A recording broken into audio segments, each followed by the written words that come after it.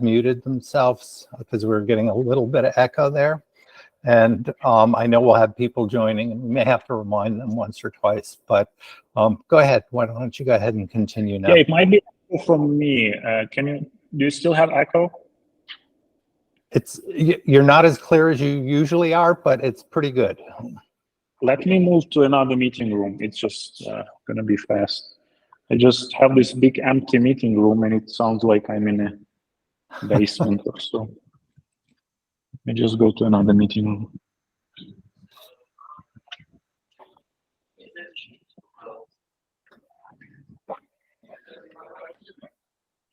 Yeah. Is it better here? I'm sorry, what was that? Is it better now?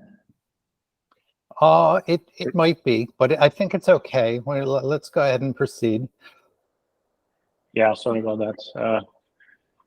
This one is smaller, but it has, I should have better acoustics. Sorry about that. Yeah, so it was my fourth time, or fourth or so time I was traveling. I traveled a few times with the family. A few times I was traveling on my own. So yeah, it's unusual when you cross the border, you don't have the very, very, very strange when you hear a lot of airplanes. That's what we don't have, because the airspace is closed over Ukraine for like more than a year. So you forget how it's like to live and hear the aircrafts flying. So that was, especially in Toronto, they have huge airport, and airplanes are flying like from everywhere. So yeah, it's very, very unusual. I still have my Air Raid app, so it still would,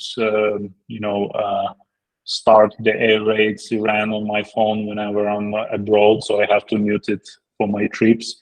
I think might be slightly worried about the family, but overall we are in Lviv, and Lviv is like the western part, so it's pretty safe, I would say. It's not much happening. I mean, we have air raids, but we get used to that.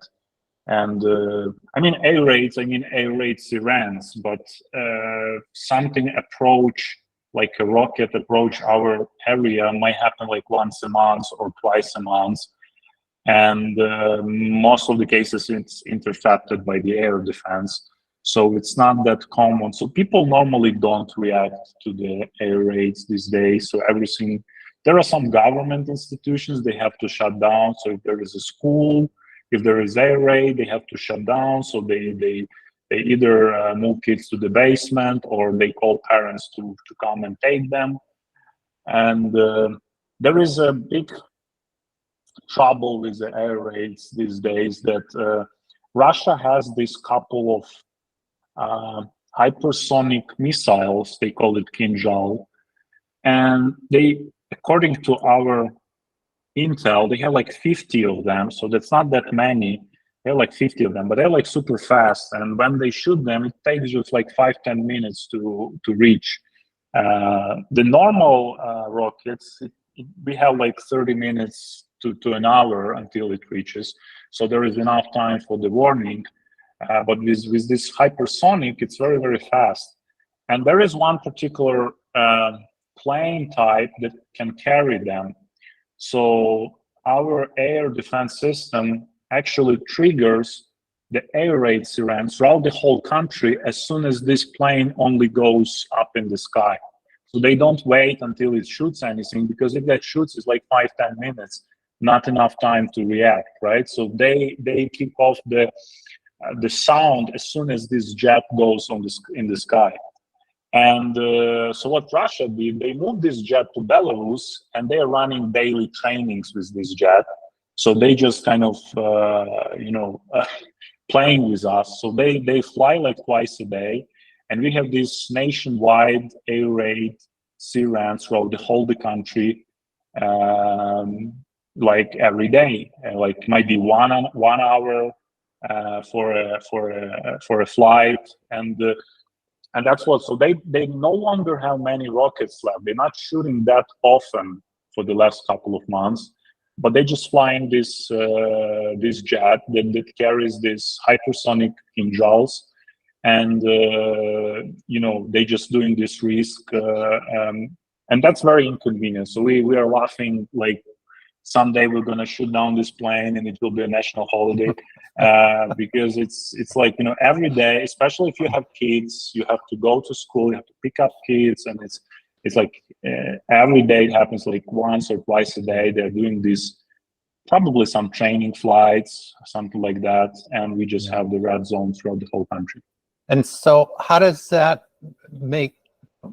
change people's morale or their feelings of vulnerability? People, we just don't react. You know, when you have something too often, you cannot react to this threat. You know, it's first month or two, people were hiding. Now, when we have air raid, there are special channels. Normally, they post leaked messages from some military guys, and they say what is the cost of the air raid. So it's called, like, I don't know how it's called, but basically the military, they have access to information, so they just post, if this jet, no one just reacts because it flies every day. If there is actually Iranian drones that Russia is using a lot, then people go hide, especially in areas closer to border with Belarus or with Russia, like Kiev. So people hide when there are drones attacks, but those drones are very slow. So they fly like, I don't know, like 100 kilometers or so. They're like very slow. It takes a couple of hours for them to fly through the Black Sea area to Kiev. So it's actually a couple of, and it's very noisy. It sounds like, you know, like very, you know, they like this diesel engine, you know, like small, and it's like very noisy. You can hear it. And so when we have the air raid, we normally check the charts to try to understand what exactly is the air raid. Is this if this is this kind of hypersonic rocket jet, we just ignore that. If this is actually something flies in the direction, then people, might go and hide, especially if you live somewhere, you know, at the military base or at the power station or at the telecommunication tower. So if you live somewhere nearby, your risk might be slightly higher. But most of the people, they just don't care. They just don't react. And then the problem is still with some institution that has to shut down during the air raids, like schools, hospitals. So if you're in a hospital, air raid goes, you just, you know, they cancel all the appointments. So that's very disappointing. Private businesses, they normally don't close. Restaurants, they used to close first, now they just don't close as well. So they say, do whatever you want. If you want to hide, go hide. There is still a responsibility for the business owners. If the rocket falls, I might go to jail if it accidentally hits somewhere and, you know, I didn't hide my people because of the air raid. But what can you do? You know, it's 2 years of war and you have it like every day. You cannot go and hide every day. So it just becomes the, you know, unbearable to react to these threats. So I have a question here. I'd kind of like maybe to get perspectives from both yourself and from Yurii, since he's on the call. Just curious, with Putin's visit to Mariupol, do you think his presence and traveling around in the dark provided any real political gain for him, or even, you know, within Russia, but also for any groups within Ukraine? Or is there just no sympathy for the Russian position at all anymore? So first of all, it's not clear if it was him or his, I don't know, it's called like doubles or so there are lots of rumors behind that. I don't know. I'm not an expert, but I can assume that it might be feasible for this person that's so afraid of any kind of danger. Remember this table he used during COVID when he was sitting in front of the France president, like 20 meters or so. So he definitely is afraid of a lot of things. So I can assume that this type of person can have doubles, and especially with the current plastic surgery capabilities, I don't think it's that hard to find someone relatively similar to you, make some adjustments, and send him to places like Mariupol for the PR activities. So, but I don't know. I wouldn't say this events like I think it's more for the internal audience to show that, hey, we are actually very, very active, and the same reason he's traveling a lot to the different. He was traveling a lot last year to different Asian countries just to show the message on the news that, hey, we are not isolated. There are actually more friends, more countries that we are friends with rather than enemies. So they try to make this image internally that we still have more friends than enemies. And now, when he was recognized as a war criminal, even these Central Asian countries, there is still a slight risk, like 0.5% or so, that someone might actually try and catch him. So I guess he will just not go anywhere now, and maybe to China, right? They're good friends. So it's gonna damage his reputation as a person that has international allies and friends. But honestly, we see these visits. He was in Crimea, he was in Mariupol, but I don't think it makes a lot of difference. You can see the same people from his security service that attend on all of these meetings. So there are lots of journalists, investigation. They take images of people that shaking his heads and saying they're like residents of Mariupol, and they're the same people that he meets in Vladivostok or in other places he goes. So yeah, with modern technology, you can just upload the photo, and it shows you if it's the same person or not.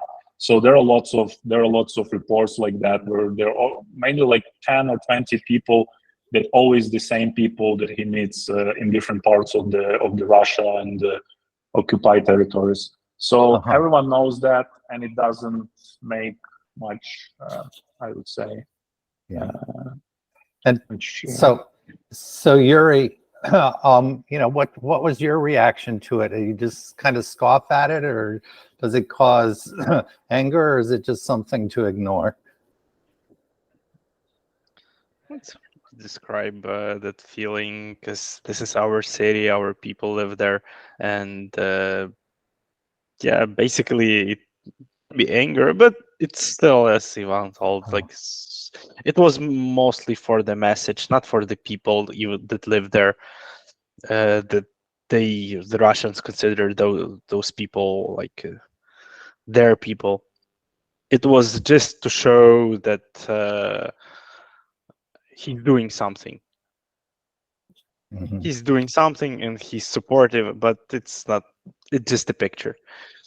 For us, for Ukrainians, we know that this is a kind of message that he tried to show and generate, but mostly this have nothing behind it. So we know that's temporary thing, and we know that the city would be ours. We will get our victory, and all the territories would be ours back. So this is just temporary issues, as I can say. I would add to this that Russia wants to show like they are gathering their lands, or how they call it, like their old territories that they say it should be part of Russia because they once ruled the Russian Empire. But the problem with this invasion, that they want to grab new territories and get more people, but they just don't have, they have nothing to offer. They just, as a country, when they come to new territory, they have zero to offer. They don't have superior economy, they don't have superior technology, they don't have superior culture. So they are expanding, but they just destroying, right? So they're destroying complete, cities, villages, infrastructure. They destroying a lot. And then they like, even for those sympathizers that would sympathize Russia before this invasion and were like nostalgic about the Soviet Union and all this kind of brotherhood that Russia tries to convince anyone, even they get kind of disappointed because Russia is no longer a power, and probably the last pillar that they had was their military might, and they showed that they don't have it either. So probably the last one is maybe nukes, but nukes is not something you can use that effectively as a leverage. So they showed on the battlefield that they are weak, and part of that, they don't have economy. They are import dependent. They cannot produce like basic stuff within the country, and they call themselves like the major power. They cannot pump their oil and gas without Western engines and turbines, and there are lots of cases like that. So basically, that's the main ideological challenge that even people without Russia are now saying that, hey, we come to these new territories. We captured some territories, but we just don't have nothing to offer. We destroyed what they have. We don't have money to rebuild this. We don't have anything to show better. So they just have to force people. They just have to force it, like with a force to be quiet, to be loyal. But they have absolutely nothing to offer in exchange of this loyalty. So only threat, only power. And that's, it's not a very sustainable model. So, I mean, it's good that we are fighting, and we probably will fight back a lot of these territories. But even if we were not fighting, it's still going to be a kind of long-term disaster for Russia, because they simply, with this invasion, they don't offer anything in exchange. They don't have anything. They are paper tiger, right? Yeah. And yeah. Interesting. So, Yurii, correct me if I'm wrong, but I seem to recall that maybe you would like to get out in nature and the outdoors to recharge, or am I confusing you with someone else that was on the development team? I believe that was Pavlo. Oh, that was Pavlo. That's right. So, well, it kind of brings me to my next question for Ivan. As the spring weather arrives, what changes are anticipated in people's daily lives, and as well as on the battlefronts? So this winter was very, very hard. I mean, emotionally, we had major success in the fall. So we liberated Kherson. It's the biggest city that Russia occupied. So we liberated that. The only administrative center that they occupied. So that's the only administrative center, like the capital of the region, or how you call it. The only significant city they occupied, and we liberated that. We liberated a couple of other cities in Kharkiv region.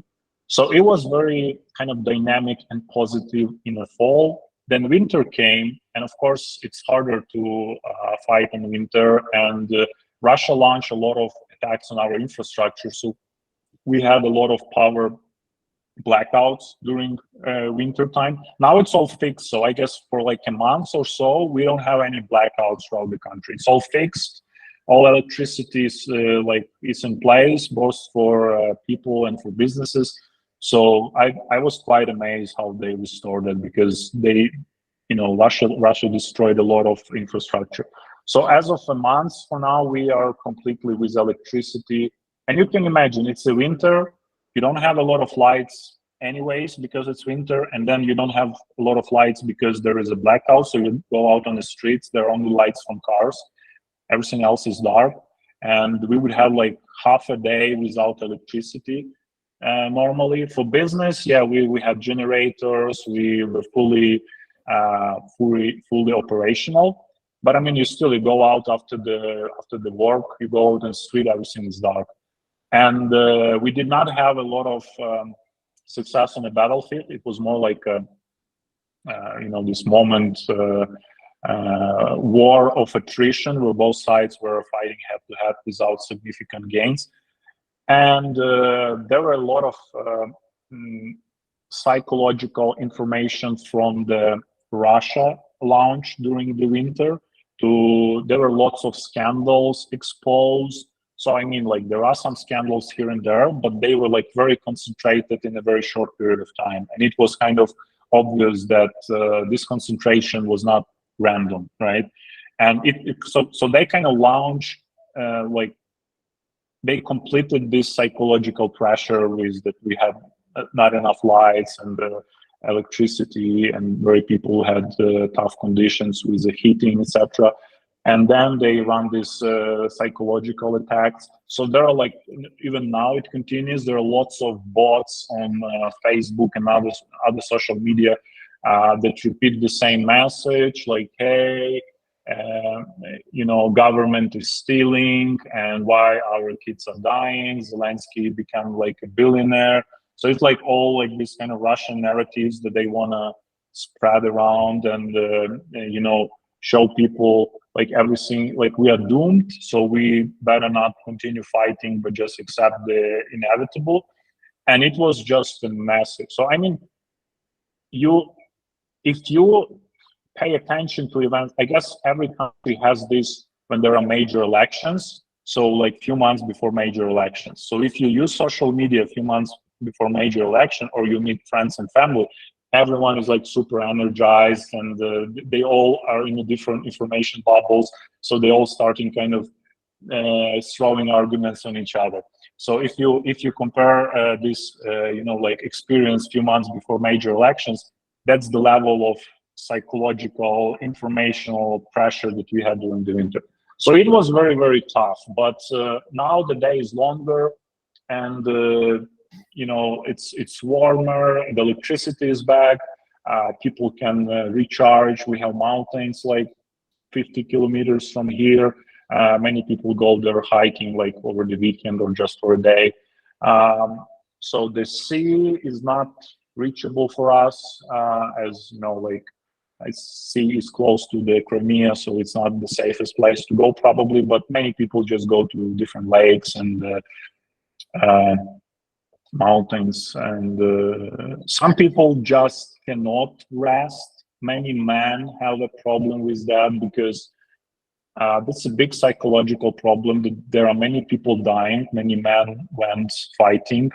And for example, I did not go, and I'm sitting here in a nice office, eating nice food, having nice life. I mean, to this situation, and I cannot afford myself mentally to go and have fun when I know that my friends are fighting and sleeping in a in the ground and then hiding from the rockets.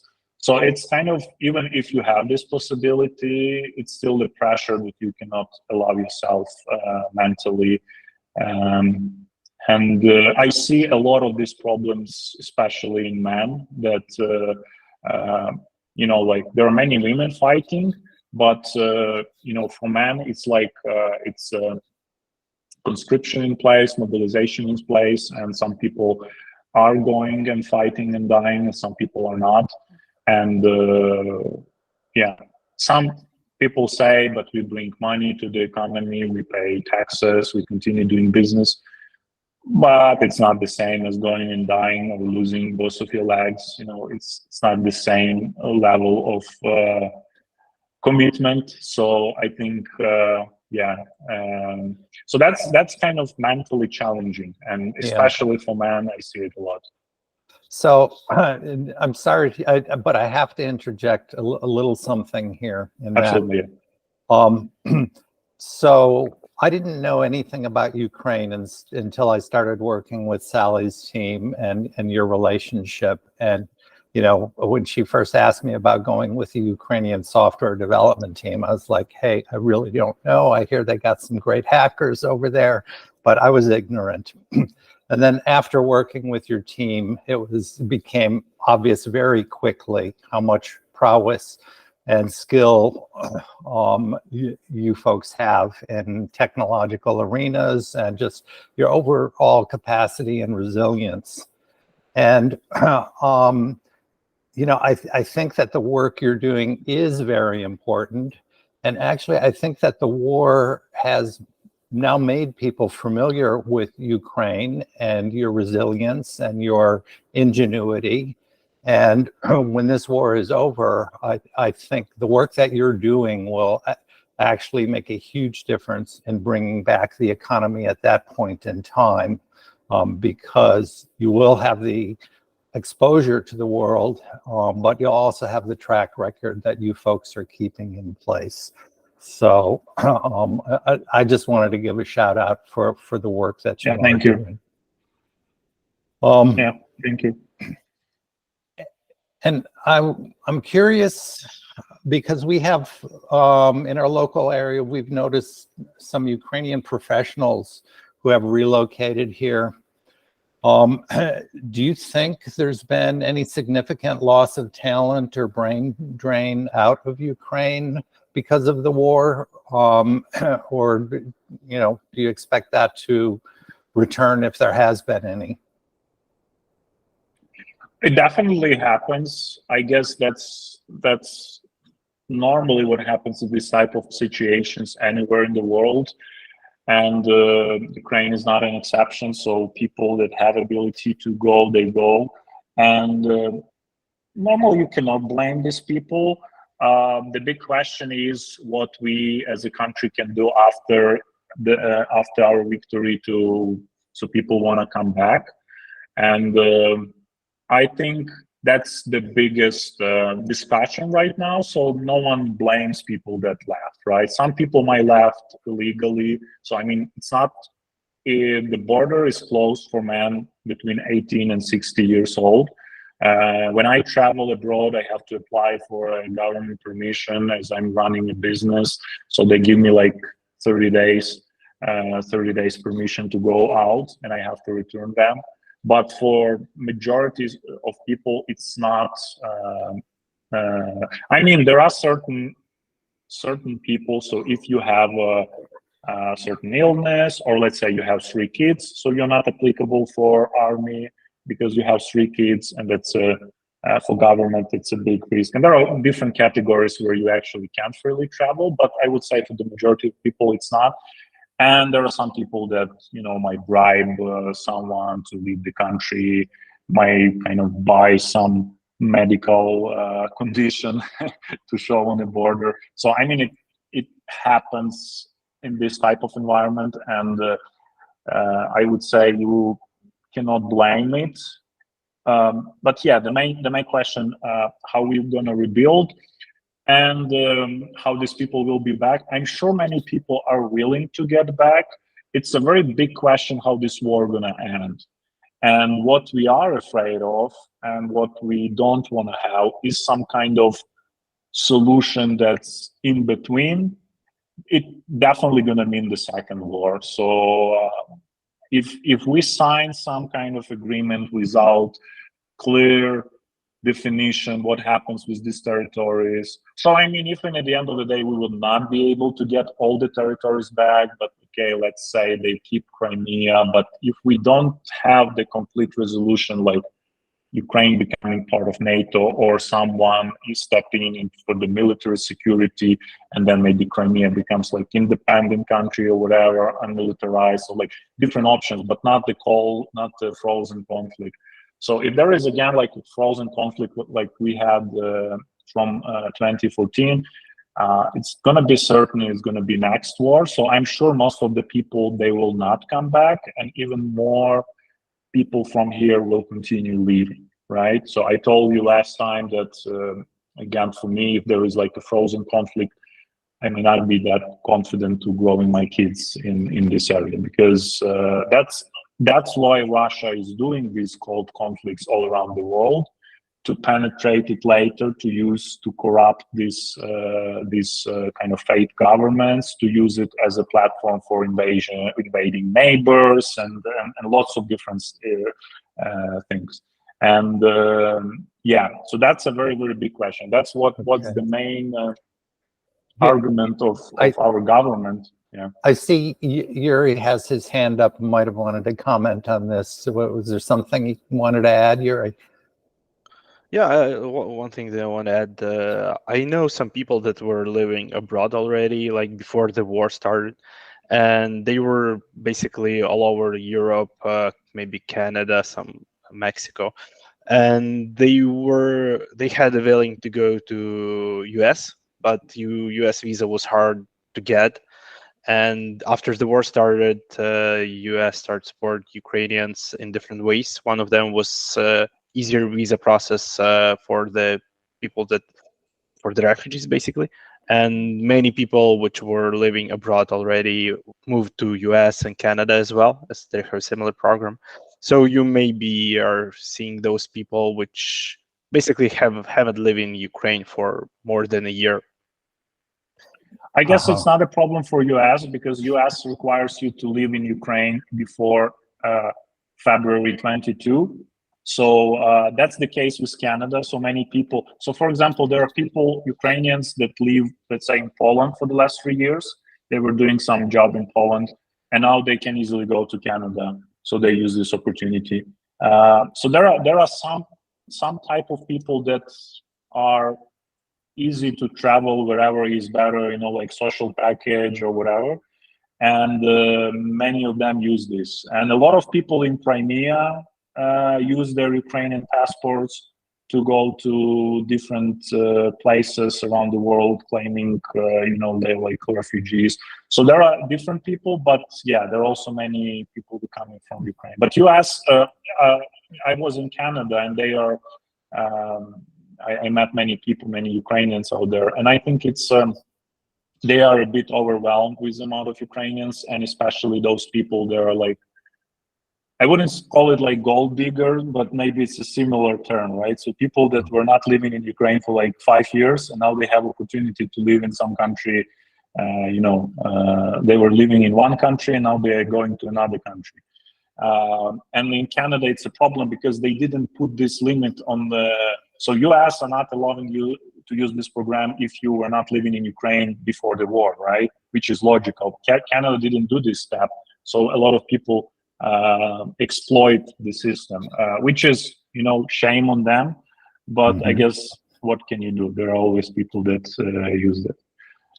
So for those Ukrainian expatriates around the world, do you think it'll be feasible and straightforward for them to return and reintegrate into society and the workforce? And if so, at what time would that be possible for them to do that? I think that's, again, the main question is how it's going to end. If it's going to end, you know, like with a clear output and with a clear understanding how the country going to develop next, and that we don't have this, first of all, security threat, it would be already a major push for many people to return, right? There are some people that also left the country earlier because of the, you know, better quality of life in other countries. And they also always normally express the willing to return, but let's say when we join EU or when we, you know, like become like a richer country. So I see something similar right now in Poland. So when Poland joined the EU, it was, I guess, 2004. They were pretty, you know, like one of the poorest countries in Europe.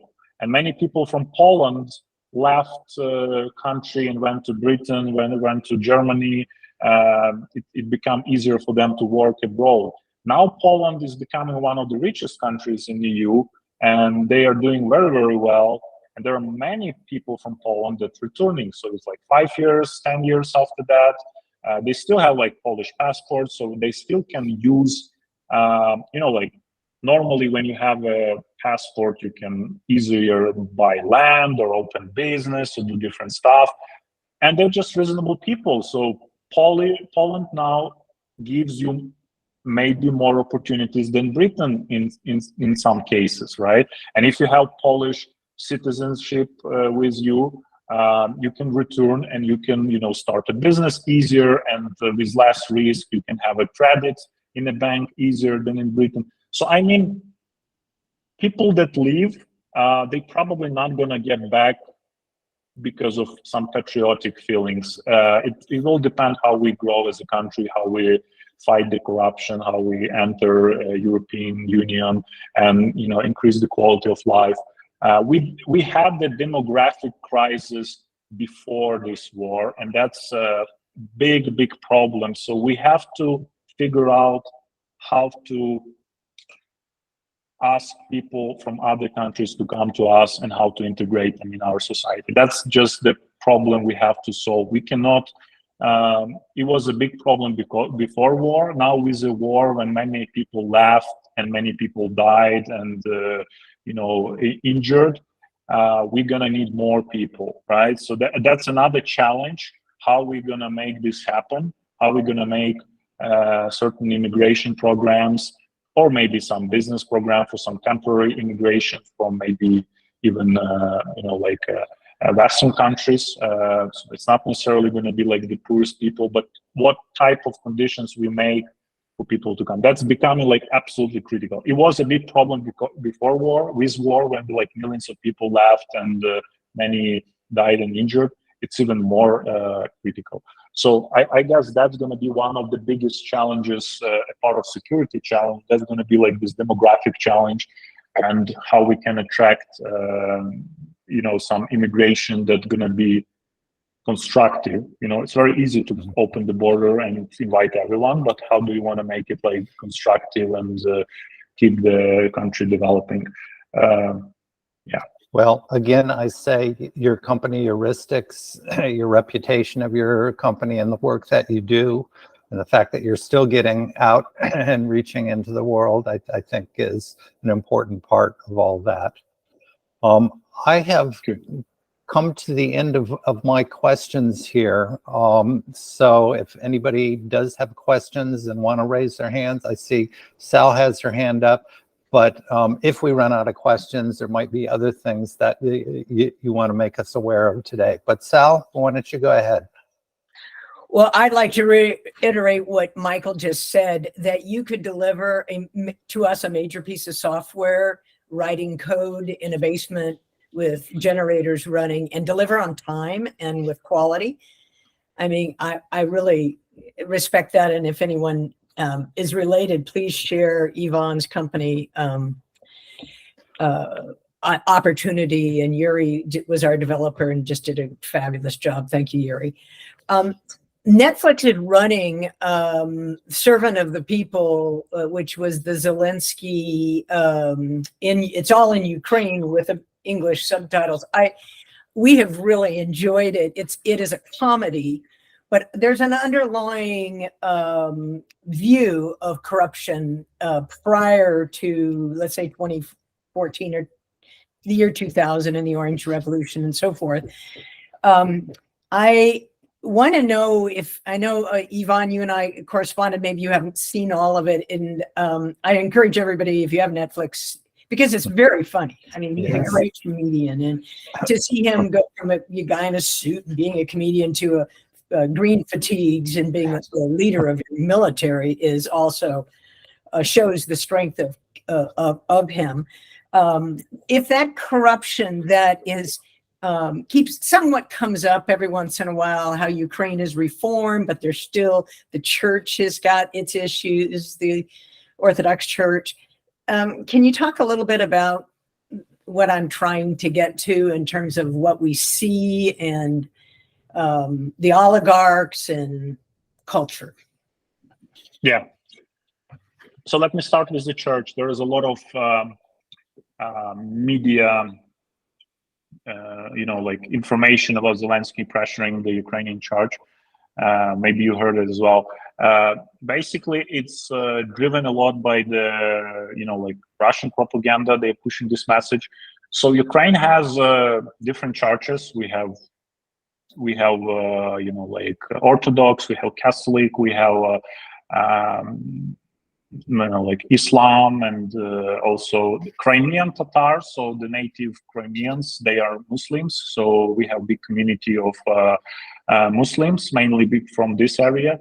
And when 2014 happened, the annexation of Crimea, so the first thing Russia is doing, they try to destroy the natives and migrate Russians. So many Crimeans, they left the country, left the Crimea and live somewhere in mainland Ukraine. So we have big Muslim community as well. But the Orthodox Church, we have two branches. We have Ukrainian Orthodox Church and we have Moscow Orthodox Church. And all of the, lots of this news media that say Zelensky is kind of suppressing the church is actually suppressing the Moscow church. But there are lots of KGB leads to this church. Like when war started, there were like weapons warehouses in their churches. So the first days they had like all the Russian flags, they had the parade uniforms for the soldiers ready to march in the center of Kyiv. So they're like very, very active collaborators. So they report directly to Moscow head of Russian church. And I would say they are pretty,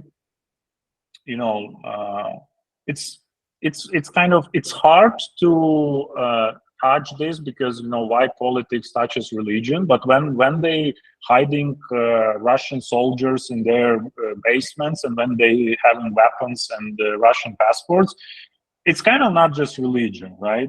And there are a lot of disinformation that is not shown in the media, but Russia just pushes all of this, like Zelensky suppressing the church. But that's basically this one branch.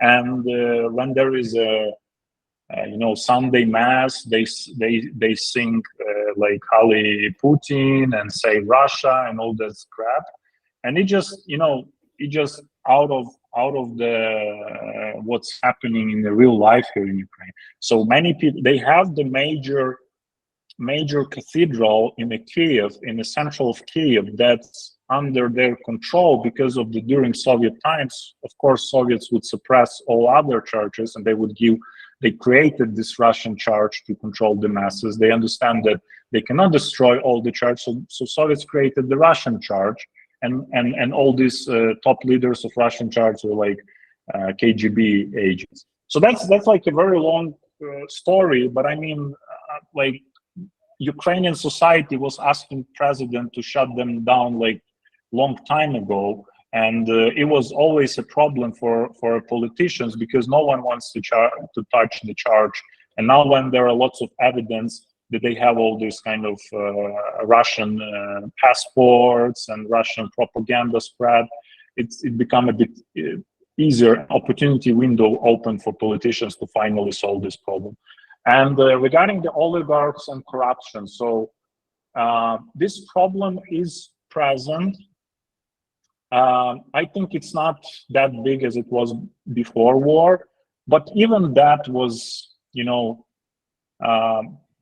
it's not that terrible that normally I read in the Western news, right? So what we call corruption is there like rich people, they have access to politicians, they help politicians win some elections, and then they get some preferences in some kind of big contracts. Isn't that what happens in other countries? I think it looks like, right? I don't think US don't have this problem, right? But for some reason, this is shown internationally like it's totally corrupt, and it's just like only Ukraine has this problem. But I read different news, and I don't agree that this is just our problem. So we all have this in extent, but I agree that it's probably worse than in many European countries. The big problem of this corruption was financed by Russia, because and that's what Russia doing, not just in Ukraine. So there are lots of Russian money. I'm sure that even in US there are Russian money to corrupt someone, to control someone, to get to compromise someone, because that's the easiest way to get some information, to control some groups of people.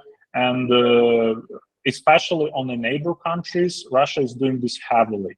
and they understand that corruption slows down the development of that country, and they don't want to have the success story on their border.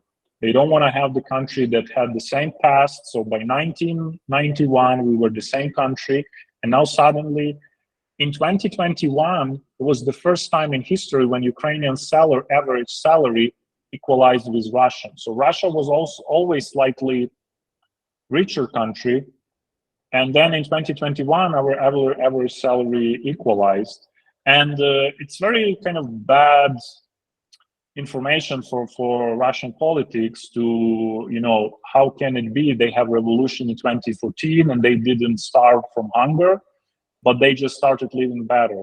And that's the message they were spreading to their masses, that, hey, they had this revolution, they turned down the president, so now they're going to starve, because that's what revolution are about.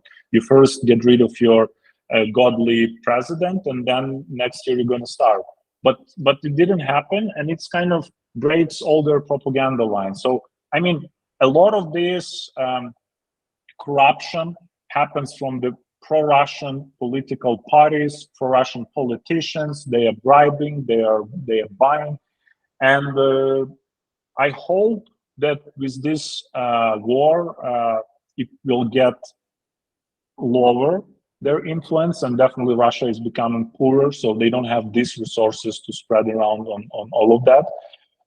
But also important is how European Union starts integrating us in the process, and there will be some money sent to rebuild the country, probably confiscated from Russian sources money, and it's very important how they distribute this. And if they just give it to our government, it's going to be a disaster, because there is going to be a lot of money, and probably a big amount of that will be stolen. And a lot of institutions within Ukraine, like like independent public institutions, they ask Europeans and Westerners to give money under the condition of reforms. So let's say our government or president, they run a certain list of reforms with a certain list of legislation, and then we get another part of the help. I believe that's needed. It looks like we cannot control this money on our own. We need external help. But I think at this moment, especially after a war, our all the system are shaken and damaged, and it's very important to have this help from the West, not just financially, but have it institutionally. So give money in condition with some reforms, in condition with some independence or a court system. And there are not that many reforms led to us to fight the corruption. It just, there are always people that try to exploit the weakness in their favor, and especially during the war, when a lot of smart and patriotic people are busy fighting Russians, those kind of bad people, they might get their influence in some areas back. And it's very important that we get this help from the West, not just cash, but cash and control, cash and regulations, cash and some reforms requirements. And it's still will be very critical, so we don't turn into corrupt country again. So I'm not seeing any other hands up, and I just want to remind people that at the bottom of their screen there should be an icon of a hand, and if you click on that, it lets us know that you want to make a comment. And I see Fred Wirt has got his hand up. So Fred, go ahead. Yeah, thank you, Ivan. My question is, what do you see will not come back after now? What cultural changes or institutions do you see that have changed during the war aren't going to go back the way they were? I think it's a realization that Russia is not friend for the majority of population. So for many years we were like same nation. There were a small amount of people that would have the you know, like learn forbidden history from their parents and grandparents who Russia really is, what they did like 100 years ago, 50 years ago, and so on. The majority of people, they get under the influence of this imperial power, and they bought this idea that we're like same people and we are very, very friendly. They did not see the difference that they are empire and we are colony. They take our resources and move them to Moscow and build wells in Moscow, and we are left with whatever is left, right? And when Chernobyl happened, they did not admit that. And when Chernobyl happened on April 26th or 24th, I don't remember exactly the day, on the May 1st, they asked all the kids from Kyiv schools to go on the May the 1st parade for a Labor Day or whatever. So like thousands of people in Kyiv, thousands of kids were walking on the streets, like 30 kilometers from Chernobyl, when it was like 4 days after Chernobyl. So they did not want to spread this, to make it public. That might be understandable, but they knew that it's in the air, and they still sent thousands of kids in Kyiv to make a May 1st Labor Day parade. And there are, you know, like lots of this stuff that people are now understanding. The Afghanistan war that was in 80s, that many Ukrainians died fighting for Soviet Union, and they were praised like heroes. We now understand that there are the same heroes like Russian entering Ukraine. They were occupiers. They entered the other country and tried to do something. So we are now viewing these events not like some positive events, but something to remember as a lesson to learn, and maybe, you know, like remember those people who died, but we're not going to say they're like heroes and they're dying for some big cause, right? And there are a lot of these things that majority of people, they would not learn at school, they would not know about Russia, about these terrible events, and they get public. We have many people, so you know, we were like bilingual, and I would say 50-50, so probably 90% of population would understand 2 languages, and but normally like 50-50 would talk either Ukrainian or Russian. Now we have a very big wave of people switching to Ukrainian. And what important is not just some kind of politicians, but it's, you know, like Instagram bloggers that advertise some cosmetics, right? Which I believe is the more powerful than just some politicians. When you have this mass media persons with millions of people on Instagram switching to Ukraine, they're losing lots of followers, because when you speak Russian, when you have Russian content, Russians follow you, and pretty much all the post-Soviet countries, they can understand you, and there are like 300 million people. When you make content in Ukrainian, there are like 40 million people, so you're losing the audience from the business perspective. But it's becoming like a massive, so people wake up, people understand, and that's what I believe is a massive shift in the mentality. So we understand that we only have friends on the west side of our country, and we should kind of limit ourselves as much as possible from the east to finally break this cycle of 300 years wars that we had with Russia, and Russia occupied us 300 years ago. There was a peace agreement 300 years ago, and then slowly they kind of break it once, break it twice, they destroy the army, and that's how we got part of Russian Empire and Soviet Union. So this kind of war is like 300 years old. And yeah, and a lot of people forget or did not study this how it was, but it's now returning. So yeah. Thank you.